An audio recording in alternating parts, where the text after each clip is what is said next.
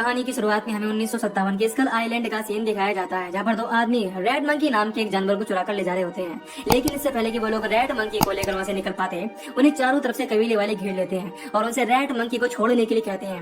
लेकिन उनमें से एक आदमी स्टीवर्ट, जो कि न्यूजीलैंड के एक जू से आया होता है, ऐसा करने से साफ इनकार कर देता है और कबीले के सरदार को रेड मंकी को ले जाने का परमिट दिखाता है। लेकिन कबीले वाले उस परमिट को फाड़ देते हैं। इसीलिए गुस्सा होकर स्टीवर्ट उन लोगों को गोली चलाकर डरा देता है, जिससे कबीले के लोग वहाँ से भाग जाते हैं। हालांकि जब स्टुअर्ट रेड मंकी को लेकर वहाँ से भागने की कोशिश करता है तो वो लोग फिर से उसका पीछा करने लगते हैं, लेकिन वो अपने साथी के साथ गाड़ी तक पहुंच जाता है। तभी स्टुअर्ट का साथी देखता है कि स्टुअर्ट को रेड मंकी ने काट लिया है। इसीलिए इन्फेक्शन रोकने के लिए वो आदमी एक हथियार से अटैक करके स्टुअर्ट के बॉडी पार्ट्स को काटने लगता है। लेकिन जब वो देखता है कि रेड मंकी ने स्टुअर्ट के सर पर भी काट लिया है तो वो अटैक करके उसका सर धड़ से अलग कर देता है। इसके बाद रेड मंकी को न्यूजीलैंड के एक जू में भेज दिया जाता है। फिर हमें पकीटा नाम की एक लड़की को दिखाया जाता है, जो एक शॉप में काम करती थी।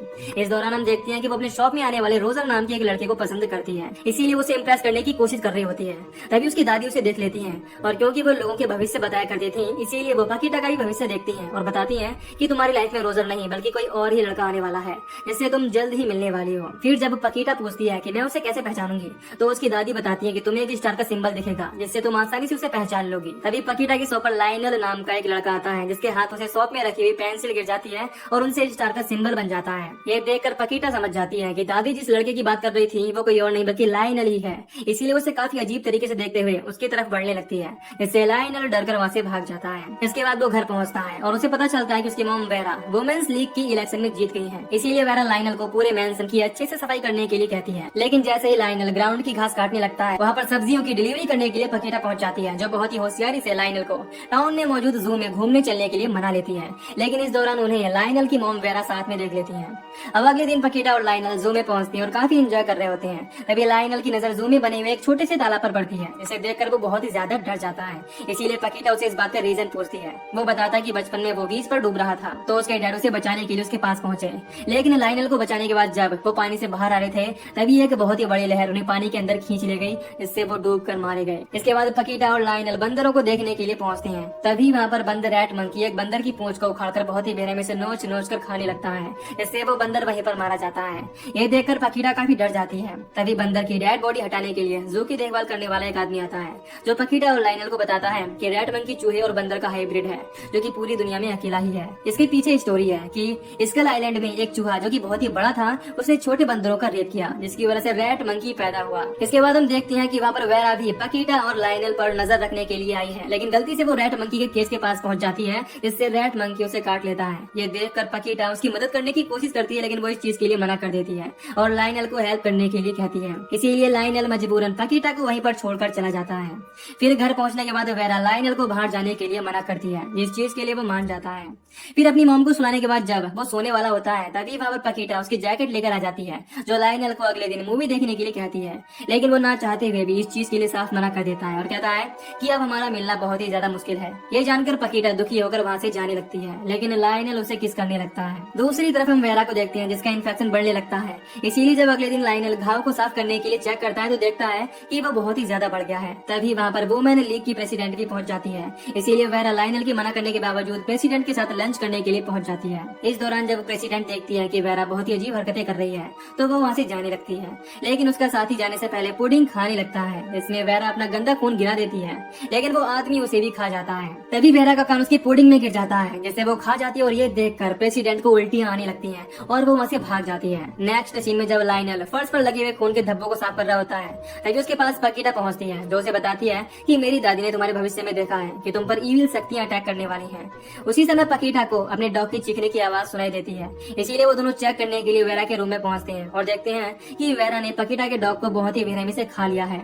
इसके बाद वेरा पकीटा पर भी अटैक कर देती है। इसीलिए लाइनल उसे रोकने की कोशिश करता है, जिससे वो सीढ़ियों से नीचे गिर जाती है। फिर पकीटा नर्स को बुलाकर लाती है, जो वेरा को देखने के बाद बताती है कि वो मर चुकी है। इससे लाइनल बहुत ही ज्यादा दुखी होता है और रोने लगता है। उसी समय वेरा वापस से जिंदा हो जाती है और नर्स पर अटैक करके उसके सर को बहुत ही बेरहमी से तोड़ देती है।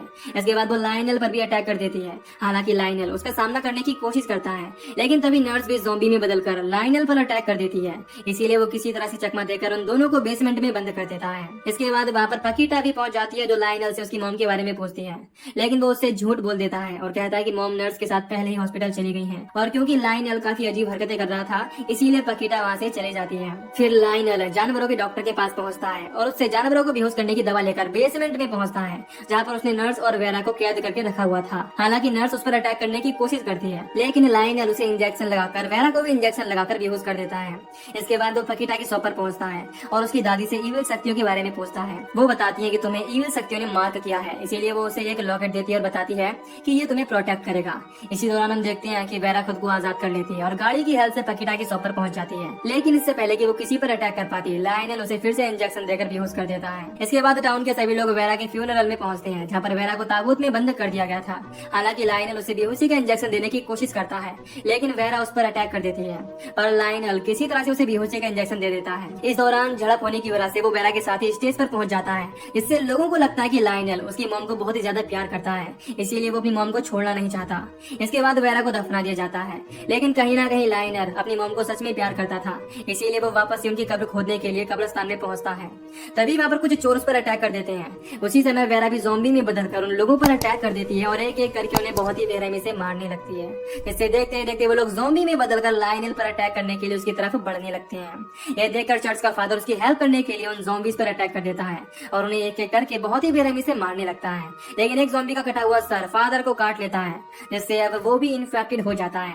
हालांकि इसके बाद भी फादर आखिरी बचे हुए ज़ॉम्बी पर अटैक करने की कोशिश करता है, लेकिन वो फादर को मार देता है। इसके बाद लायनल आखिरी बचे हुए ज़ॉम्बी को इंजेक्शन लगाकर बेहोश कर देता है। फिर हमें लायनल के घर का सीन दिखाया जाता है, जहाँ पर लायनल ने चोरों के लीडर वॉइड और फादर के ज़ॉम्बीज को भी अपने साथ पकड़कर लाया होता है। फिर वो उन सभी ज़ॉम्बीज को खाना खिलाने लगता है। तभी वहाँ पर लायनल के अंकल लेस आ जाते हैं, लेकिन लायनल किसी तरह से कन्विंस करके उन्हें वापस से भेज देता है। फिर जब वो वापस जाकर चेक करता है तो देखता है कि फादर और नर्स एक दूसरे के साथ इंटीमेट हो रहे हैं, जिस चीज से वो काफी हैरान होता है। नेक्स्ट सीन में लायनल बेहोशी की दवा लेकर आ रहा होता है और तभी वो पकीटा से छुपने की कोशिश करता है। इस बात से वो बहुत ही ज्यादा गुस्सा हो जाती है, इसीलिए लायनल उसे कन्विंस करने की कोशिश करने लगता है। तभी वहाँ पर रोजर पहुंच जाता है, जिसे लगता है कि लायनल पकीटा को नुकसान पहुंचाने की कोशिश कर रहा है, इसीलिए वो लायनल को बहुत ही बेरहमी से पीट देता है और उसे पकीटा से दूर रहने की धमकी देता है। इसके बाद लायनल घर पहुंचता है और देखता है कि नर्स ज़ॉम्बी का एक बच्चा हो गया है, जो कि बहुत ही ज्यादा खतरनाक है। और क्योंकि वो बच्चा लगातार रो रहा था, इसीलिए लायनल उसे पार्क में घुमाने के लिए ले जाता है, जहाँ पर वो ज़ॉम्बी बेबी लोगों को नुकसान पहुंचाने की कोशिश करता है। इसीलिए लायनल उसे रोकने के लिए उसे बहुत ही बुरी तरह से पीटने लगता है और किसी तरह से जबरन एक बैग में बंद करके वहाँ से निकल जाता है।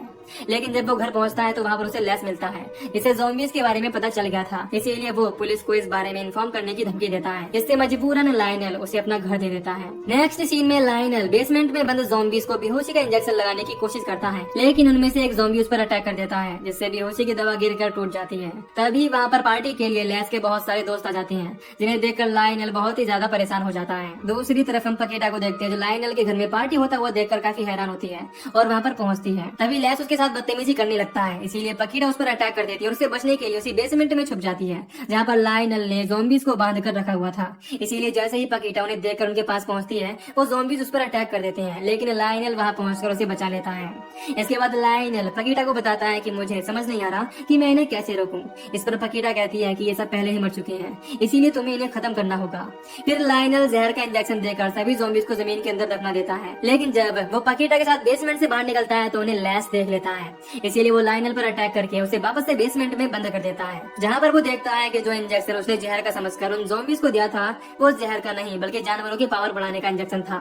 इसीलिए सभी ज़ॉम्बीज बहुत ही ज्यादा पावरफुल होकर जमीन से बाहर निकल आते हैं और लायनल की तरफ बढ़ने लगते हैं। उसी समय एक आदमी बेसमेंट का दरवाजा खोल देता है, जिससे लायनल बचकर वहाँ से भाग जाता है, लेकिन दरवाजा खुलने से पूरी पार्टी में ज़ॉम्बीज अटैक कर देते हैं और वहाँ मौजूद लोगों को एक एक करके बहुत ही बेरहमी से मारने लगते हैं। इधर लायनल अपनी जान बचाकर पकीटा के पास पहुँचता है, लेकिन इससे पहले कि वो उसे लेकर वहाँ से निकल पाता, एक ज़ॉम्बी लायनल पर अटैक कर देता है। ये देखकर वहाँ मौजूद लेस भाग जाता है। तभी पकीटा लायनल पर अटैक कर रहे ज़ॉम्बी का हाथ काट देती है, जिससे वो बच जाता है। दूसरी तरफ इन्फेक्शन होने की वजह से पार्टी में मौजूद सभी लोग ज़ॉम्बी में बदल जाते हैं, जो लायनल और पकीटा के वहाँ से निकलने से पहले ही उन पर अटैक कर देते हैं। इससे पकीटा तो वहाँ से निकलने में कामयाब हो जाती है, लेकिन लायनल वहीं पर फंस जाता है। तभी हम एक आदमी को देखते हैं जो ज़ॉम्बी से बचने के लिए घर के अंदर घुसने की कोशिश करता है। हालांकि रूम में मौजूद लोग उसे बचाने के लिए अंदर खींचने लगते हैं, लेकिन ज़ॉम्बीज उसका आधा शरीर बहुत ही बेरहमी से खा जाते हैं। इसके बाद हम लायनल को देखते हैं, जो एक आयरन की हेल्प से दीवार को तोड़कर बाहर निकल जाता है, लेकिन वहाँ पर भी उसे चारों तरफ ज़ॉम्बीज ही ज़ॉम्बीज दिखाई देते हैं, जो लोगों को नोच नोच कर खा रहे होते हैं। ये देखकर लायनल बहुत ही ज्यादा घबरा जाता है, लेकिन वो किसी तरह से वहाँ से भागने में कामयाब हो जाता है। दूसरी तरफ हम लेस को देखते हैं, जो ज़ॉम्बी से बचने के लिए बेसमेंट में छुप जाता है। हालांकि वहाँ पर मौजूद फादर का ज़ॉम्बी उस पर अटैक करने की कोशिश करता है, लेकिन लेस उसके दांत एक एक करके उखाड़ देता है। फिर हम पकीटा के साथ मौजूद रीटा नाम की लड़की को देखते हैं, जिस पर एक ज़ॉम्बी अटैक करने की कोशिश करती है, लेकिन पकीटा उस ज़ॉम्बी को धक्का दे देती है, जिससे वहाँ पर जल रहा एक बल्ब उस ज़ॉम्बी के सर के अंदर घुस जाता है। फिर हम बाथरूम में छुपे हुए लायनल को देखते हैं, पर एक ज़ॉम्बी अटैक कर देता है, जिसकी आधी बॉडी पहले ही कट चुकी होती है, लेकिन लायनल किसी तरह से बचकर अटारी में पहुंच जाता है, जहाँ पर उसे एक बॉक्स मिलता है। दूसरी तरफ हम रीटा को देखते हैं, जिसे बेबी ज़ॉम्बी काट लेता है, इसलिए पकीटा उस बेबी ज़ॉम्बी को ग्राइंडर मशीन से मारने की कोशिश करती है, लेकिन वो वहाँ से बाहर निकल जाता है। तभी लैस के चारों तरफ से ज़ॉम्बी से गिर जाने की वजह से पकीटा और रीटा उसे घर के अंदर खींच लेती हैं। इधर लायनल को बॉक्स के अंदर से कुछ फोटोज के साथ साथ एक डेड बॉडी भी मिलती है, जिसकी हालत बहुत ही ज्यादा खराब थी। तभी ज़ॉम्बी का बॉडी पार्ट लायनल पर अटैक कर देता है। हालांकि वो वहाँ से भागने की कोशिश करता है, लेकिन उसका पैर एक इलेक्ट्रिक वायर में फंस जाता है, जिससे वो हॉल में उल्टा लटक जाता है। उसी समय लैस पर भी ज़ॉम्बी अटैक करने की कोशिश करते हैं, लेकिन वो उन्हें बहुत ही बेरहमी से सब्जियों की तरह काटने लगता है, जिससे मौका पाकर पकीटा वहाँ से निकल जाती है।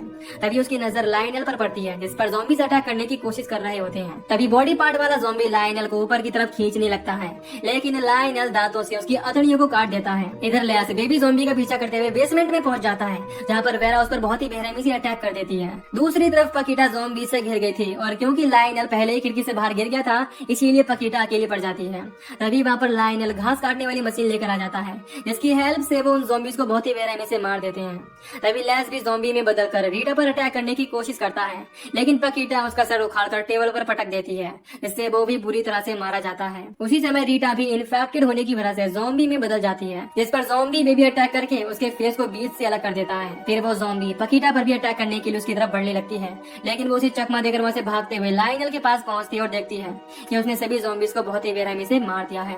तभी वेरा भी लायनल पर अटैक करने के लिए उसकी तरफ बढ़ने लगती है, जो कि इस दौरान बहुत ही बड़ी हो गई थी।